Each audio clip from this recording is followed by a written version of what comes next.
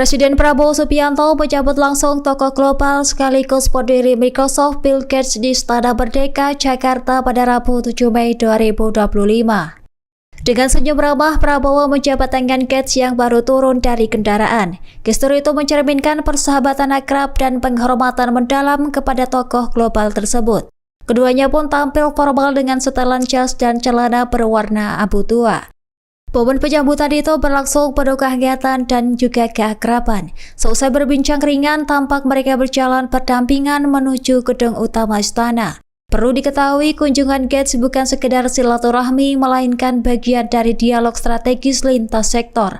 Topik yang dibahas mencakup kesehatan global. Download Tribun X sekarang, menghadirkan lokal menjadi Indonesia.